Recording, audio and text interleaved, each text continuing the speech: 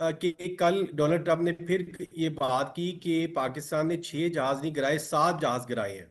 जी। ये एक again India के ऊपर एक बहुत बड़ा क्वेश्चन मार्क है कि डोनाल्ड ट्रंप जो है हमारी बात कर रहे हैं, और उन्होंने पहले 6 जहाज नहीं माने, अब उन्होंने 7 जहाज की बात की है। अब सर बात यह है कि इंडिया की सबसे ज़्यादा जो एक्सपोर्ट थी यूएसए के हवाले से वो आईटी की थी। तो हमें आईटी में हमें बहुत बड़ा पोटेंशियल हमें मिल सकता है। मैं जैसे आपको पहले भी स्टार्ट में प्रोग्राम के कहा कि हमें टेक्सटाइल, हमें लेदर गुड्स, हमें फर्नीचर, हमें rice, surgical instruments, sports goods, minerals, IT, handicraft, cutlery, इन तमाम सेक्टर को हमें फौरी मीटिंग कॉल करनी चाहिए है, और हमें इनके साथ बैठना चाहिए है कि इनके क्या इश्यूज आ रहे हैं इस वक्त, हमें उसको एड्रेस करना चाहिए है। और हमें एक फौरी डेलीगेशन, एक बिजनेस कम्युनिटी का डेलीगेशन फौरी अरेंज करना चाहिए है, जो कि यूएस जाए, उनके साथ कॉमर्स मिनिस्ट्री हमारी उसको लीड करे, उनकी कॉमर्स मिनिस्ट्री की मीटिंग करें हम।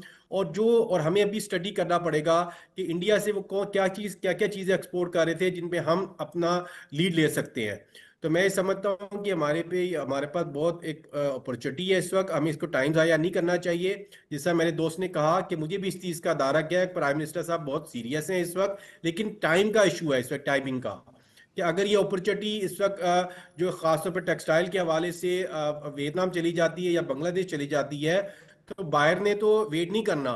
इस वक्त मेरी अगेन आपकी प्रोग्राम के तवज्जो से रिक्वेस्ट है कि इसको जल्द, प्राइम मिनिस्टर से रिक्वेस्ट है कि बिजली का रेट जल्द कम कर दें, और जो इंटरेस्ट रेट है कम कर दें, ताकि हम उसकी बेस के ऊपर जो एक्सपोर्टर्स हैं वो यूएस के बायर्स के साथ बैठकर निगोशिएशन कर सकें और ऑर्डर ले सकें।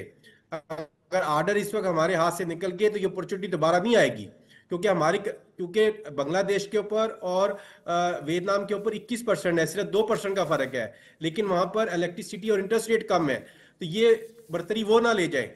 तो हम इंडिया को कमजोर कर सकते हैं इस वक्त अपने आप को इकोनॉमिक वाइज अपने आप को स्ट्रॉन्ग करके।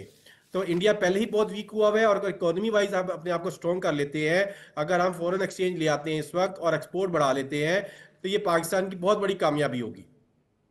बिल्कुल सही, बहुत बहुत शुक्रिया ज़की एजाज साहब।